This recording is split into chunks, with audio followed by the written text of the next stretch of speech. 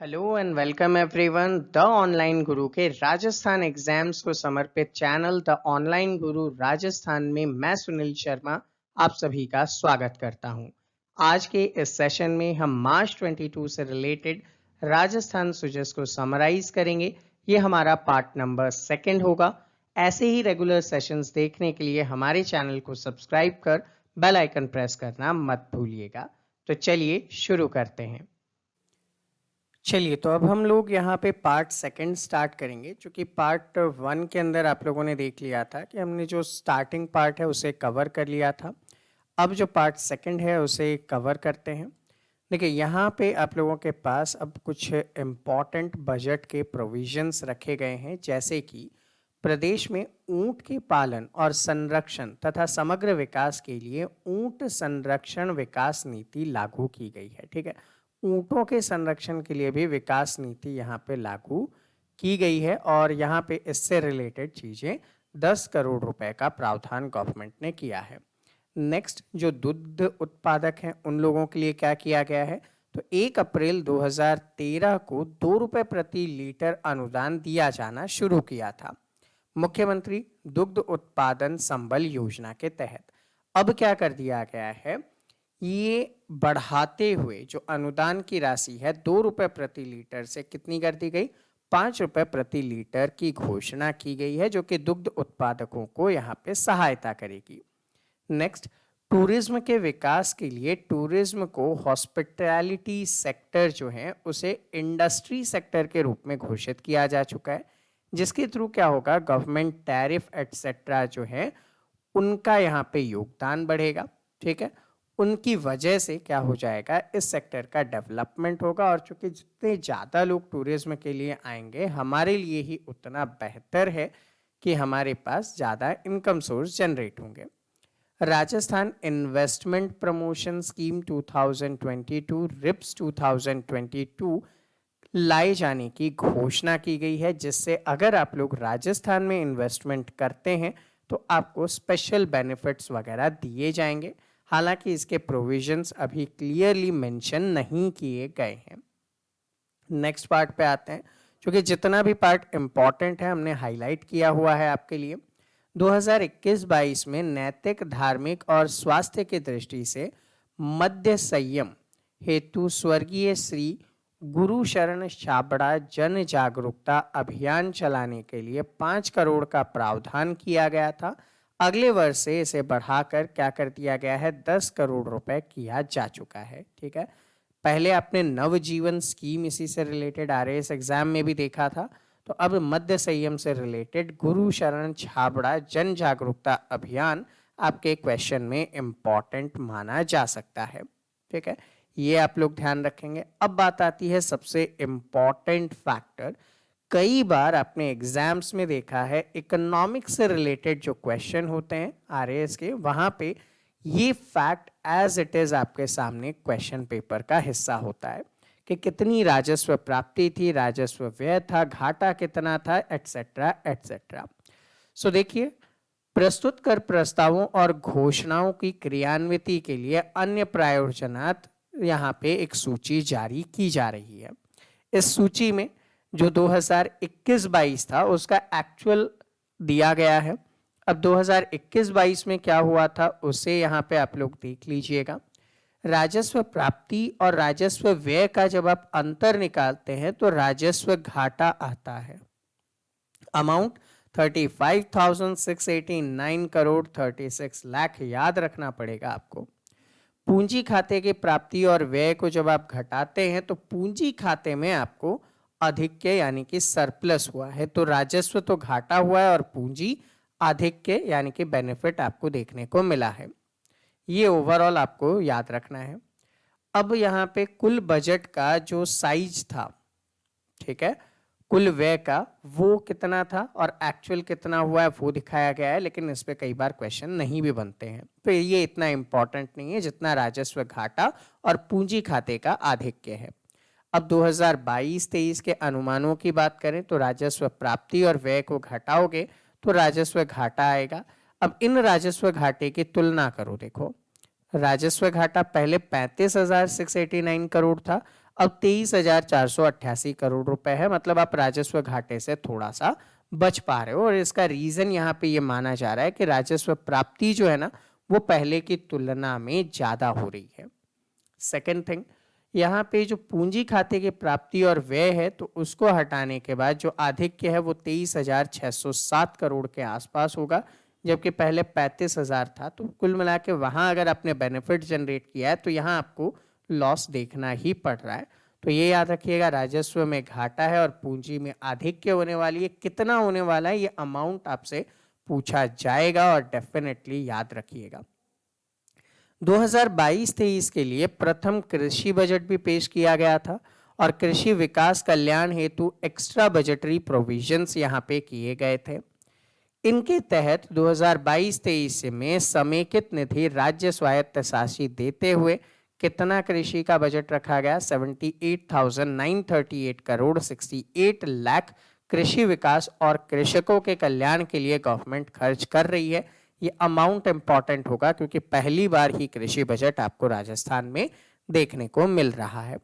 Second thing, चूंकि राजस्व घाटा हुआ है, आपको कितना अमाउंट हुआ है वो ऑलरेडी आप यहाँ पे देख ही चुके हैं। तो अब इम्पॉर्टेंट क्या रहता है? तो देखो इम्पॉर्टेंट ये रहता है कि 22-23 के अनुमानों में राजस्व घाटा इतना अनुमानित किया गया है, जो कि राज्य सरकार के सकल घरेलू उत्पाद का 4.36% है, स्टेट जीडीपी का आपका 4.36% है, और ये जो अनुमानित सीमा 4.37% से बिल्कुल जरा सा ही कम है। क्या है? एक फाइनेंस रेगुलेशन बजट मेथड होता है, उसके थ्रू क्या करना होता है, आपको एक लिमिट तक ही आप घाटे को कर सकते हैं। अगर उससे ज़्यादा जा रहे हैं तो आप अपनी जो स्कीम्स है, जो बेनिफिट्स है, उनको कम करनी पड़ती है। तो यहाँ पे लगभग एक अच्छा मैनेजमेंट दिखाया गया है कि 4.37 से कम होना चाहिए, तो 4.36 तक में हमने उसे समेट लिया है। 2022-23 वार्षिक वित्तीय विवरण यहाँ पे रखा गया था। FRBM एक्ट की धारा 5 के अंतर्गत यहाँ पे अंतर्गत वार्षिक बजट के साथ प्रस्तुत किए जाने वाले मध्यकालिक राज्य वित्तीय नीति विवरण के अकॉर्डिंग सदन के सामने रखा गया, जिसका जो डेटा होता है वो यहाँ पे गवर्नमेंट ने पेश किया। सो अब क्या हुआ इसके बाद? ये तो ओवरऑल आपने बजट देखा, अब इसके बाद भी कुछ डेवलपमेंट आपको मिले। ये डेवलपमेंट क्या थे? सदन में जब वाद विवाद हुआ तो 3 मार्च के दिन जब जवाब दिए गए सीएम की तरफ से, उस समय कुछ नई घोषणाएं और कर दी गई। ठीक है, कुछ नई घोषणाएं और कर दी गई है। अब ये जो नई घोषणाएं हैं इनमें से इंपॉर्टेंट क्या क्या है? तो इंग्लिश मीडियम स्कूलों में, प्री प्राइमरी स्कूलों में बाल वाटिका आरंभ की जाएगी और पहले चरण में 1000 विद्यालयों के प्री प्राइमरी में ये काम किया जाएगा और टीचर के रूप में जिन्होंने एनटीटी कोर्स किया है उन्हें यहाँ पर लगाया जाएगा। पहला इंपॉर्टेंट हो गया कि बाल वाटिकाएं स्कूल में खोलेंगे। कितनी खोलेंगे? 1000 खोलेंगे। शिक्षक कौन होंगे? एनटीटी होंगे। Next, APJ Abdul Kalam personality development programme प्रारंभ किए जाएंगे। ठीक है, जिसके थ्रू डिबेट, ऐसे कंपटीशन वगैरह वगैरह करके 1000 विद्यार्थियों को यहाँ पे सिलेक्ट किया जाएगा। सो पर्सनालिटी डेवलपमेंट प्रोग्राम भी गवर्नमेंट चलाएगी, हालांकि ये जरूरी भी है। इसी के साथ अगर आप लोग और देखते हैं तो यहाँ पे देश विदेश में रहने वाले प्रवासी राजस्थानी को पुनः प्रदेश की मिट्टी से जोड़ने के लिए राजस्थान फाउंडेशन के थ्रू उन्हें प्रेरित किया जाएगा कि भाई आप राजस्थान में आ जाओ। ठीक है, ओसिया जोधपुर में औद्योगिक क्षेत्र विकसित किया जाएगा। नेक्स्ट, लेबर वेलफेयर बोर्ड यहाँ पे बनाए जाएंगे ताकि जितने भी ठेले वाले हैं, जो असंगठित क्षेत्र के मजदूर हैं, उनका आप थोड़ा सा सहायता कर सको। सवाई माधोपुर, जैसलमेर, बाड़मेर, बीकानेर, जोधपुर और दौसा जिले में ग्रामीण हाट एवं सुविधा केंद्र की स्थापना की जाएगी। ठीक है, तो ग्रामीणों के रिलेटेड यहाँ पे कार्य किए जाएंगे। नेक्स्ट इंपॉर्टेंट फैक्टर पे आते हैं तो भूजल संरक्षण और प्रबंधन प्राधिकरण का गठन किया जाएगा ताकि जो ग्राउंड वाटर है उसको प्रिजर्व कर सके और उसका एक अच्छा सा मैनेजमेंट कर सके। इको टूरिज्म को बढ़ावा देने के लिए 2-2 करोड़ रुपए से ये इतने सारे डेस्टिनेशन स्टार्ट किए जाएंगे, जैसे कि लवकुश वाटिका विकसित किया जाएगा। ठीक है, आना सागर झील अजमेर विकसित किया जाएगा। चूहड़ सिद्ध घाटी कहाँ पे? अलवर में। सवाई माता बांसवाड़ा के अंदर, शाहबाद बारा के अंदर, जूना पत्रासार बाड़मेर में, मांडेर भरतपुर में, छत्रीखेड़ा भीलवाड़ा में, जोहड़बीड़ बीकानेर में, भीमलत बूंदी के अंदर, मोहर मगरी चित्तौड़ में, श्याम पंडिया तारानगर चूरू के अंदर, ठीक है, गोल दौसा के अंदर, दमोह वाटरफॉल धौलपुर के अंदर। इस टाइप के ये इतने सारी चीजों के विकास के लिए 2-2 करोड़ रुपए दिए जाएंगे। तो कुल मिला के जगहों के नाम याद हो या ना हो, इको टूरिज्म को बढ़ावा देने के लिए 2-2 करोड़ रुपए का फंड गवर्नमेंट यहाँ पे दे रही है, ये आपको पता होना चाहिए। नेक्स्ट, राणा हम्मीर की स्मृति में सवाई माधोपुर में राणा हम्मीर पैनोरमा को यहाँ पे विकसित किया जाएगा। दुर्गादास राठौड़ की स्मृति में जोधपुर में वीर दुर्गादास पैनोरमा विकसित किया जाएगा। गोविंद गुरु की कर्मस्थली के रूप में डूंगरपुर में पैनोरमा का विकसित किया जाएगा 12-12 करोड़ रुपए से। ये पैनोरमा कुछ नहीं है, उस जगहों पे इनसे रिलेटेड जो कीर्तिमान थे वो आपको प्रदर्शित किए जाएंगे लाइट एंड साउंड शो के थ्रू। सो उसके लिए भी यहाँ पे बजटरी एलोकेशन किए गए हैं। उसके बाद क्या हुआ था, 21 मार्च 2022 को विधानसभा सदन में वित्त और विनियोग विधेयक चर्चा पर दिए गए और उनके दौरान भी मुख्यमंत्री जी ने और नई घोषणाएं कर दी। ठीक है, अब यहाँ पे देखो एक सीधी सिंपल सी चीज, जैसे ये उप स्वास्थ्य केंद्र को प्राथमिक स्वास्थ्य केंद्र बनाए गए, तो क्या आपसे कभी इनके नाम पूछे जाएंगे? नहीं। तो ऐसी चीजों को हम ऑलरेडी अवॉइड कर रहे हैं। नेक्स्ट है, अनुभवी सामाजिक संस्थान के माध्यम से जिले स्तर की सोसाइटी के तत्वाधान में पायलट बेसिस पे नाथ द्वारा राजसमंद में मेडी टूरिज्म वेलनेस सेंटर खोला जाएगा। ये इंपॉर्टेंट है, मेडिकल टूरिज्म को बढ़ावा देने के लिए नाथ द्वारा में ये काम आप कर रहे हैं। सेम एज रानी लक्ष्मी बाई के नाम पे आत्मरक्षा प्रशिक्षण अभियान चलाया जाएगा ताकि महिलाओं को, स्कूल बालिकाओं को सेल्फ डिफेंस सिखाया जा सके। शांति और अहिंसा निदेशालय के अंतर्गत विभिन्न कार्यक्रम यहाँ पे चलाए जाएंगे। ठीक है, ये इंपॉर्टेंट हो सकता है।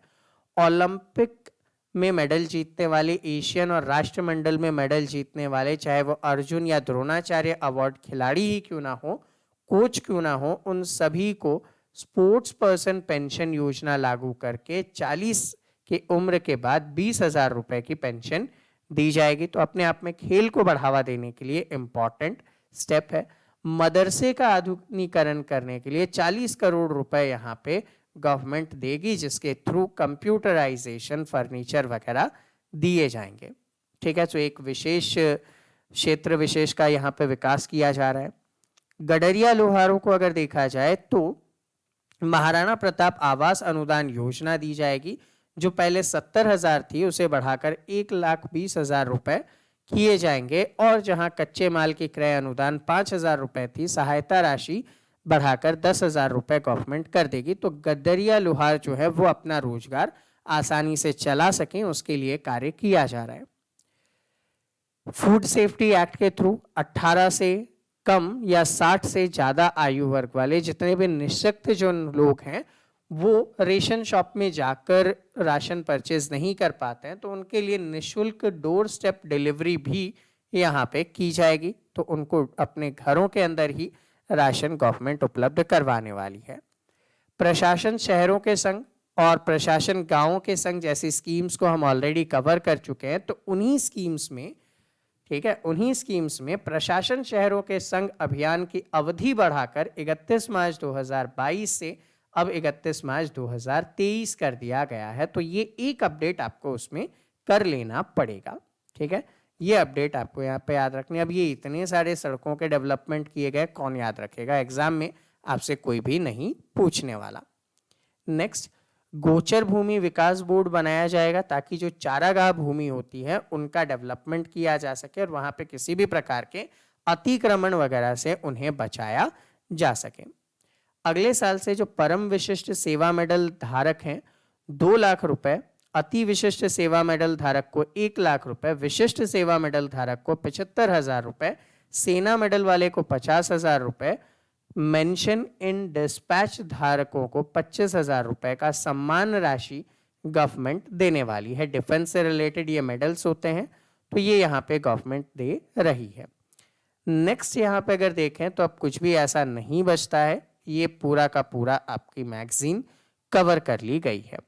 यहाँ पे एक होली से संबंधित आयोजन किया जाता है जिसे राल कहा जाता है, उससे रिलेटेड यहाँ पे द्वारकाधीश मंदिर का एक विवरण आपके सामने दिया गया है।